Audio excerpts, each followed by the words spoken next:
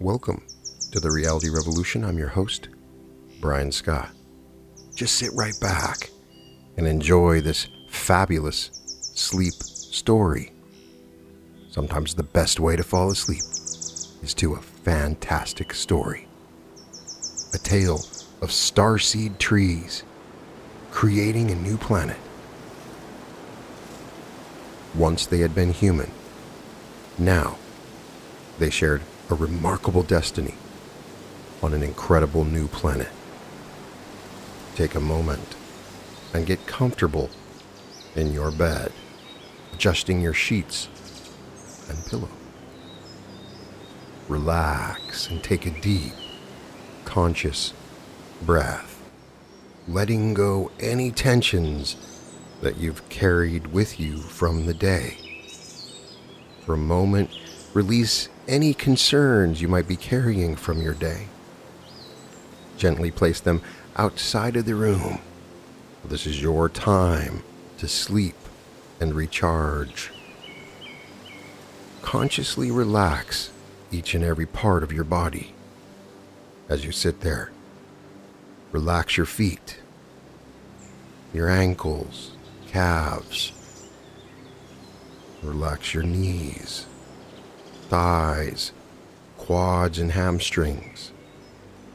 Relax your seat, your stomach, and lower back. Relax all your internal organs, your chest and upper back. Feel yourself relaxing, sinking deeply into your bed. Relax your shoulders, let your shoulders down. Relax your arms, your forearms, your wrists and fingers. Feel yourself relax even more, letting go any tension you might be carrying in your collarbone, in your neck, around your mouth and chin, your face. Relax your tongue. Relax all the muscles around your eyes and forehead. You feel so relaxed, open, receptive. Tune into the energies of the universe. Feel the energies from the earth come up through your feet, swirling, healing, returning your cells to 0 point. Relax and feel the energies of the universe swirling down through your upper chakra, into your crown, through your third eye, your throat, through your heart, your solar plexus, your sacral, to your root, swirling through your legs and down to the very center of the earth. Feel this energy swirl back up through your feet, up through all the energy centers, through the crown and up into the very top of the universe. Feel yourself become a conduit to these energies and relax. You can see a golden sphere form around you, protecting you and healing you in this perfect time of sleep. Feel the energies pooling in your body at your solar plexus. Move them up into your heart, taking another deep, conscious breath. For a few moments, squeeze all the muscles in your body. Make a fist. Squeeze your forearm, biceps, and triceps, your legs, your calves, curl your toes. Bunch up your neck muscles. Squeeze your chest and back, your stomach. All the muscles you can think of in your body, your face, and each muscle that you consciously squeeze, you're sending love to. Hold it for just a moment, and then relax, feeling even more relaxed than before. Letting go of any tensions through the day, you are now ready and open for today's sleep story.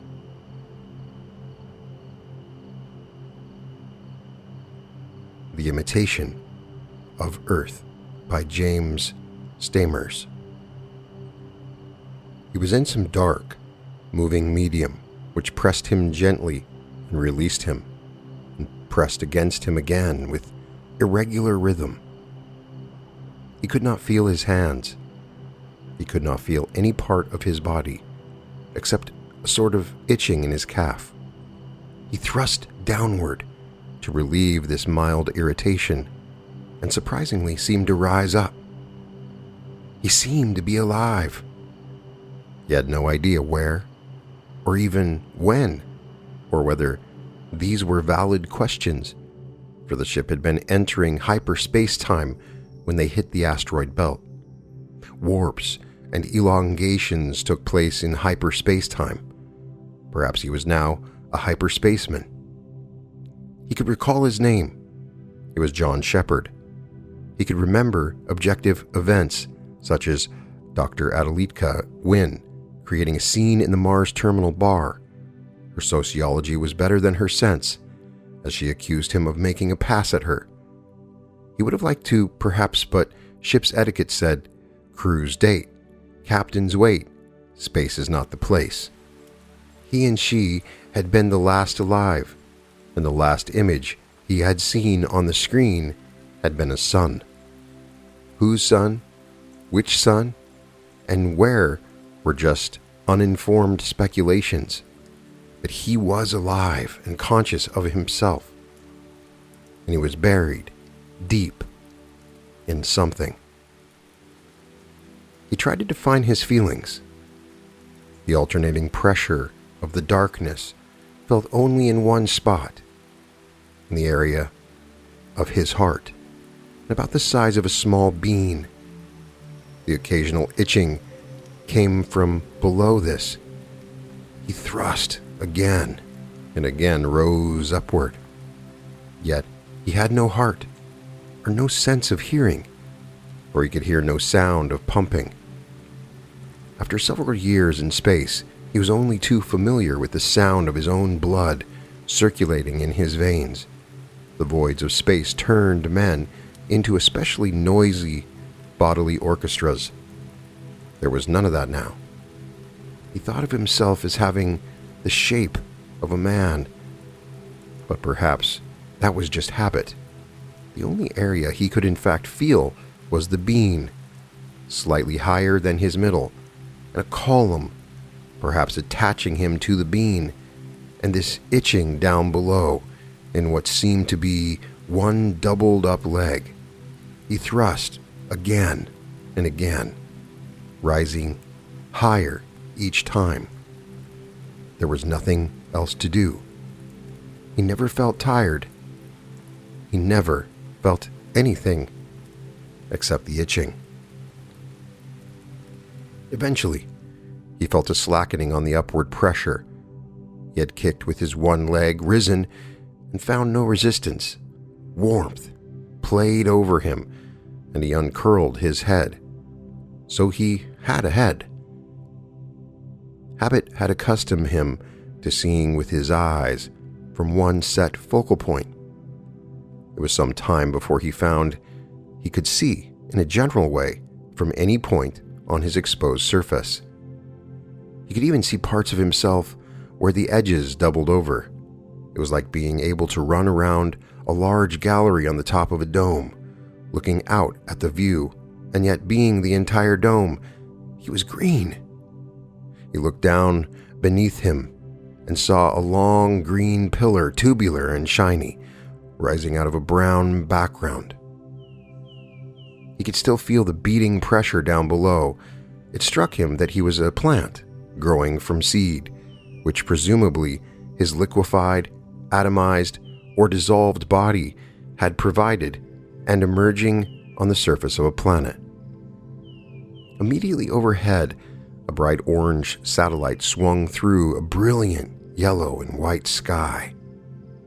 Unless there were two suns here, this was no more than a satellite body, trapped in orbit for he could feel the fierce beat on his surface from another source on the other side of the sky.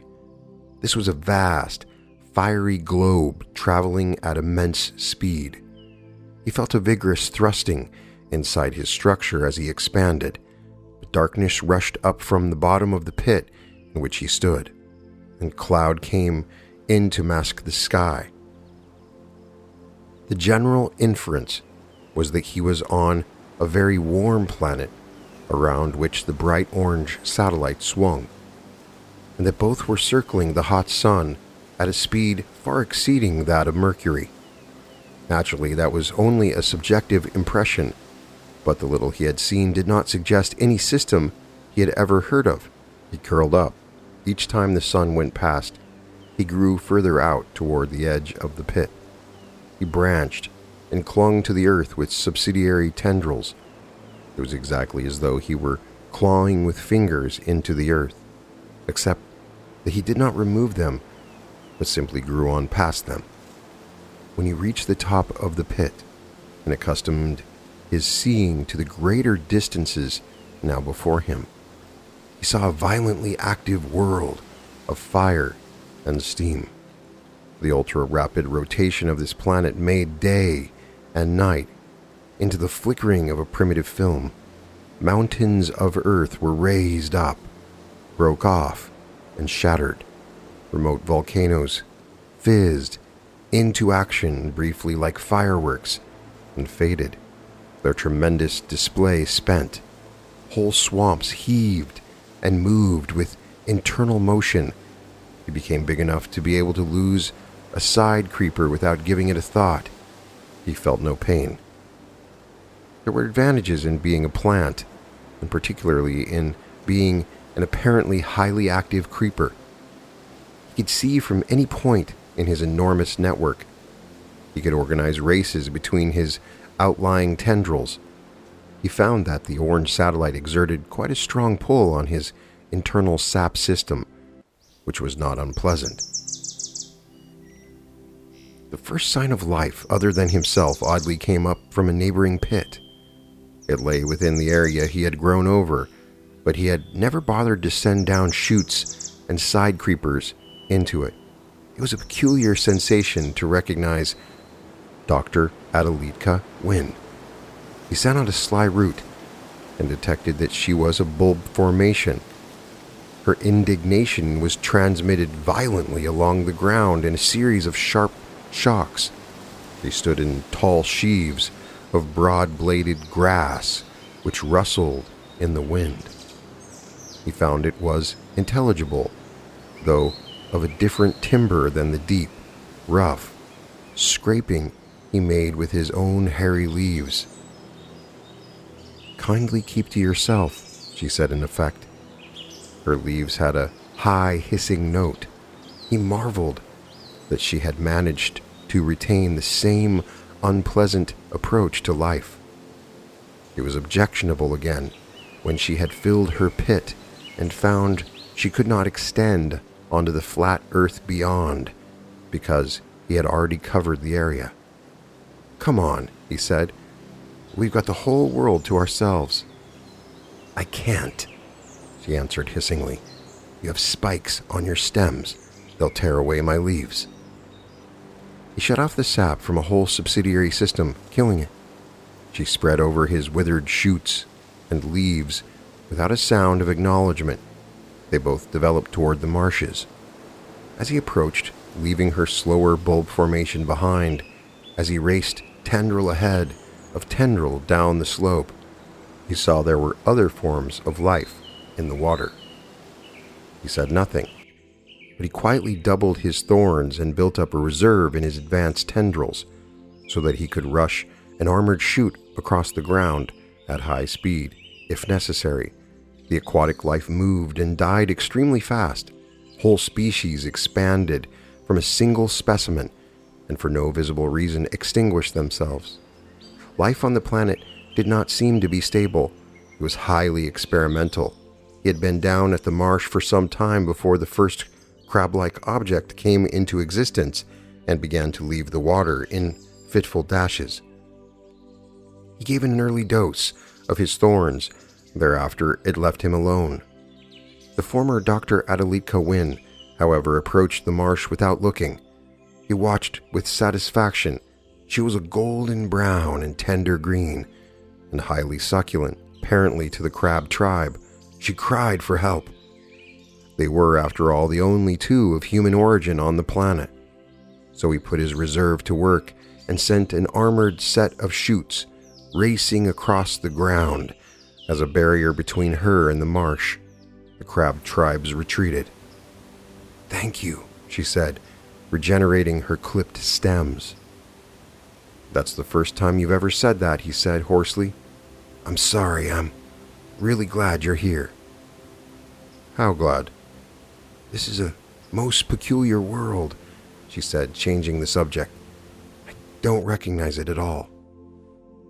He said nothing, but sent out an advancing barrier of thorns to clear a small area of marsh for her. He performed small services with his roots and tendrils, levering apart her bulbs where they were in danger of rotting, brushing small insects off her leaves when they became established in colonies. His main trunk was now thicker than the body of a man, and he covered several miles in the marsh. His shoots were thick and black, standing like dark fingers deep in the ooze. Out in the drier areas, which seemed to be spreading, he modified his systems to conserve internal moisture. He grew fine multitudes of hairs against the heat and predatory insects. Dr. Adelitka Wynne covered several acres herself, surrounded by his thorn barriers. When she felt well established, she flowered in great blue blossoms, heavy with orange pollen. He had been waiting and flowered all along his immense length, in every color of the spectrum, mile upon mile of wide, flat flowers, open and ready for the breeze. She did not protest. He sent clouds of pollen from his anthers, turning the landscape into a fine mist that drifted over her. He covered her with several pounds of fine golden dust. "Thank you," she said. He wondered whether she would produce a bulb like her or a young creeper like himself. He kept young tendrils hanging around her like a catcher's glove until she told him to go away and let her seed in peace. She seeded in a particularly stormy period and in profusion. She did it with a gusto and variety that amazed him. Seeds with airborne devices, parachutes, air vanes, twirling rotators, balls of down with hard shells, soft shells. She even kept some pods and, with a gesture almost tender, allowed ripe seeds to fall into his waiting leaves. He passed these very slowly and carefully along his system from cup to cup. He cleared a slope near the marsh and brushed deep furrows with his thorns to put the seeds in. He planted them gently and grew an open lattice of thorny stems above them so that only the sunlight could get in. As they grew, he retreated his protective screen to allow them air and free ground of their own. They shot up straight and tall, saplings headed for the stars. The other seeds had taken hold in remote regions, in marshes, on the rising and falling mountains, and in great flat stretches of pulverized volcanic dust. He found he was aware of them, and could, by concentrating, even gain a vague impression of the ground around them, as if each were a locus of his consciousness. He also found a telepathic link now existed between him and their mother. It was vague at first, but it became clearer, eventually superseding speech between them. None of their children had flowers. Only the two of them flowered, pollinated, and seeded with regularity. Their seeds spread in a variety, and variety was the word. For in the first seeding, she had packed as many variations as she could imagine. There was, in his opinion, too much emphasis on grasses after her own general style, too few creepers like himself. But that was a small detail.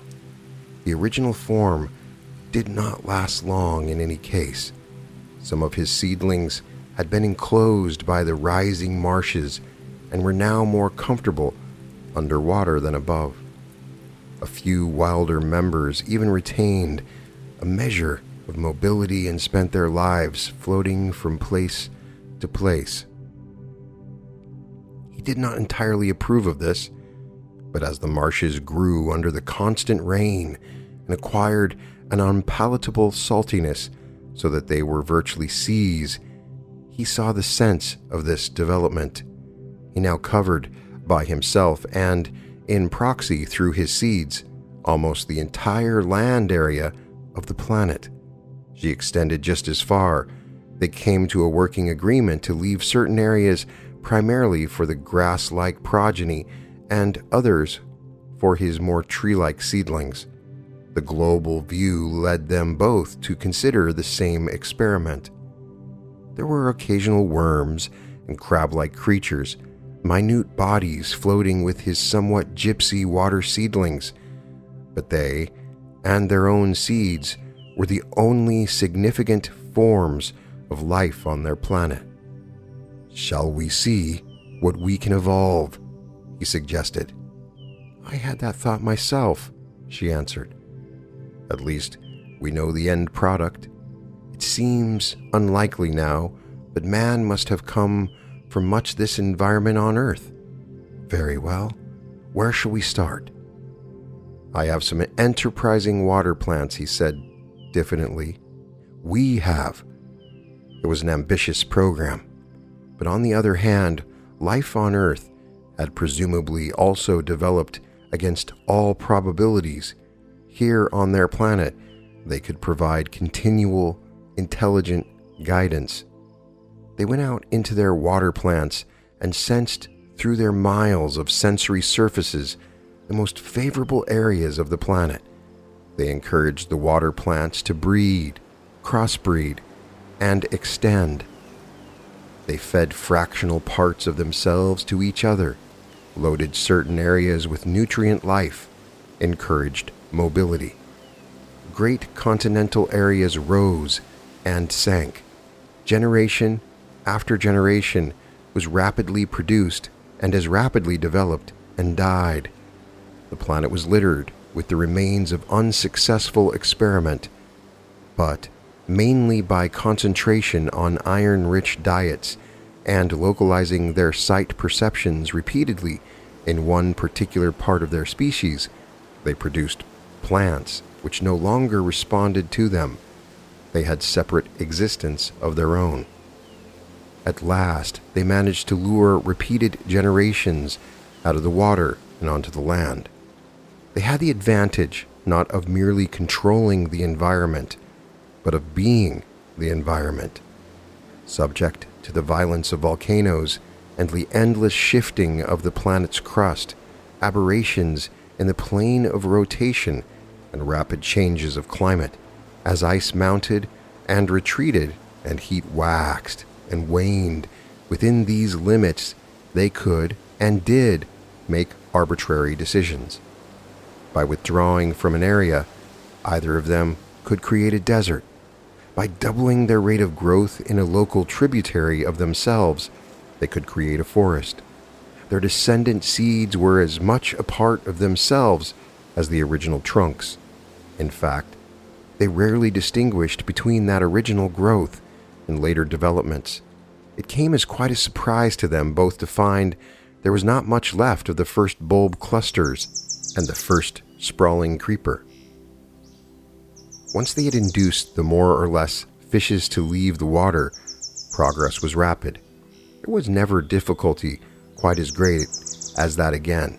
on land. Wherever the land happened to be at the time, they could induce generations of different shapes and sizes by modifying the vegetation themselves in their many forms. He took his branches higher and higher, in a sparse zone, for example, to encourage the necks of the local animals to extend. They were remodeling their program deliberately on their old Earth, cutting off what they knew to be unsuccessful bypaths and nurturing the developments that should lead to man. The original crab-like inhabitants had long since passed away. Though they had used some features of these, the insects continued to multiply on their own by sheer probability and without their guidance. They were both ruthless in their experiments. Once they abolished whole races of enormous vegetarians by withholding themselves in inaccessible areas, like the dinosaurs whom they resembled closely. These great reptiles were too big and too stupid.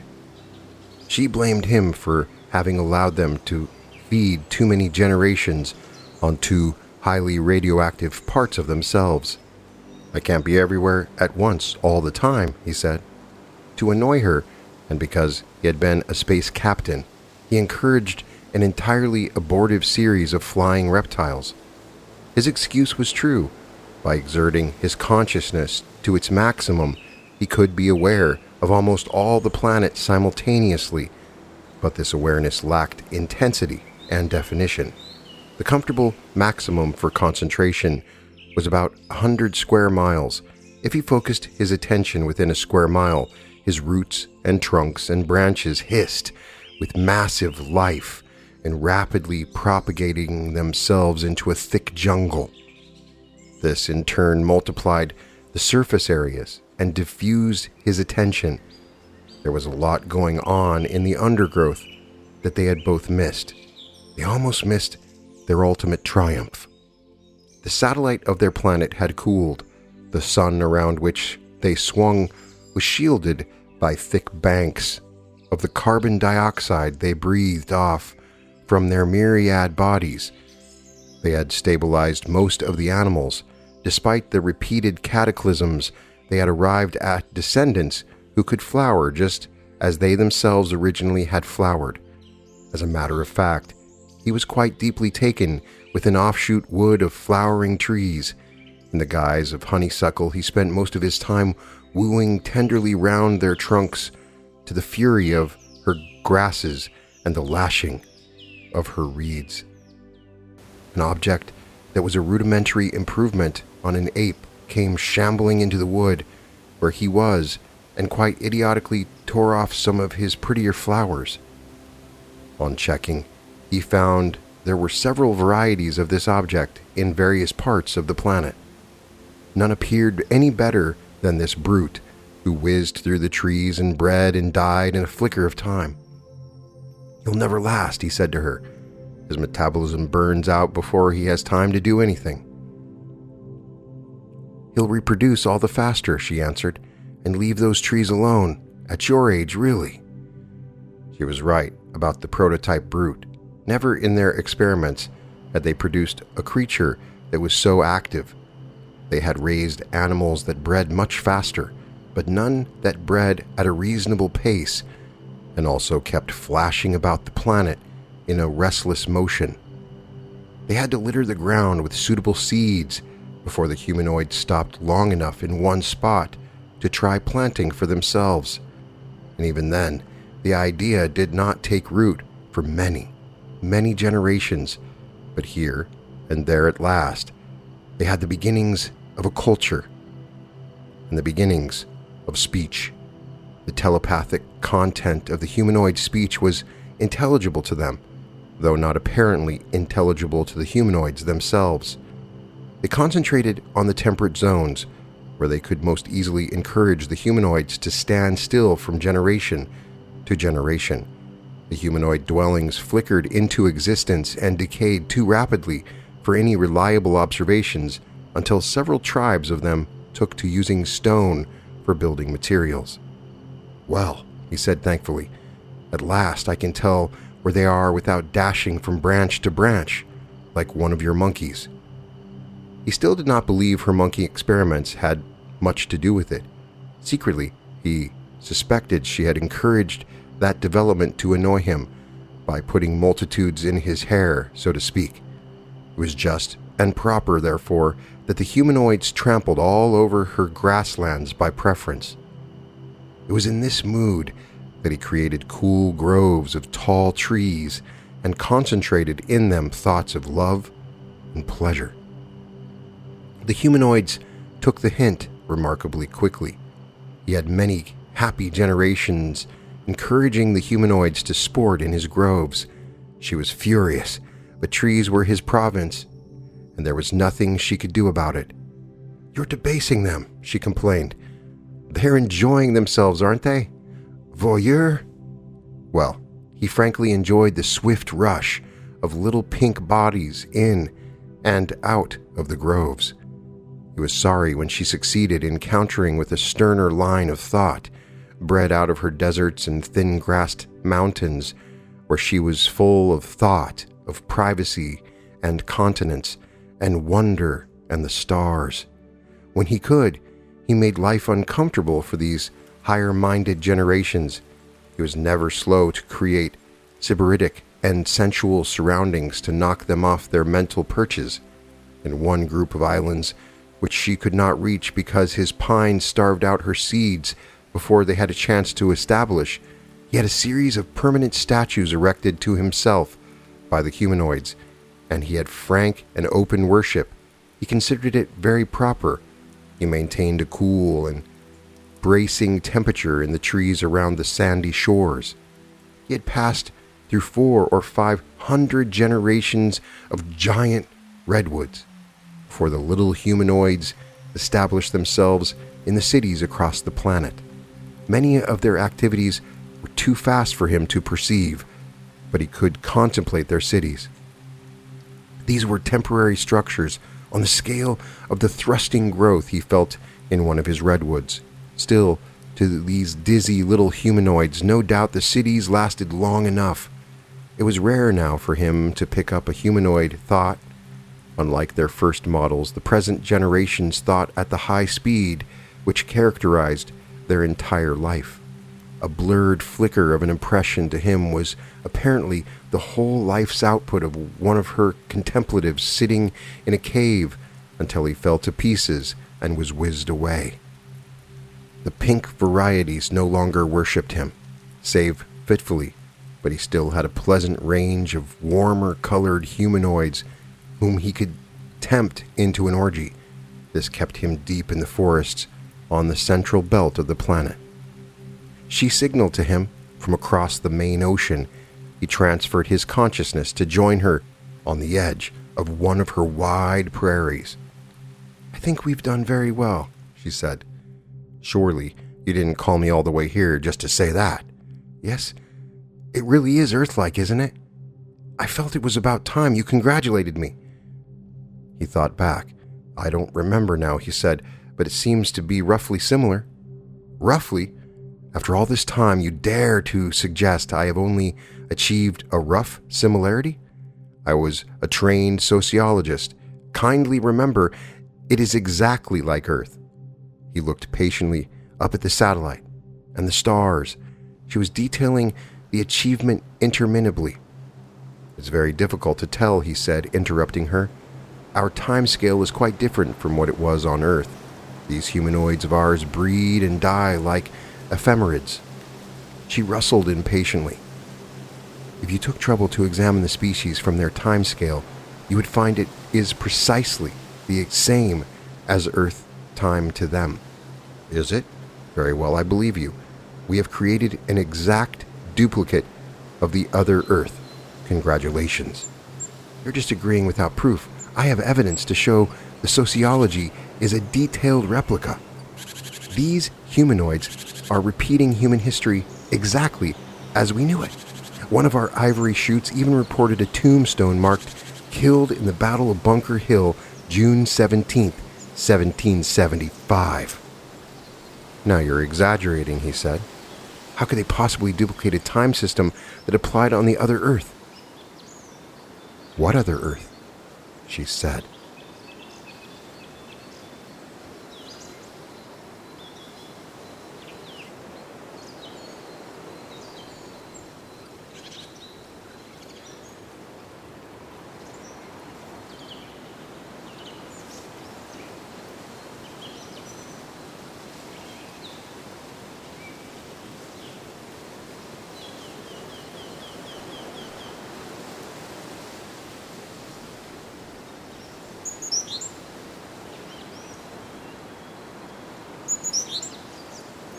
and welcome.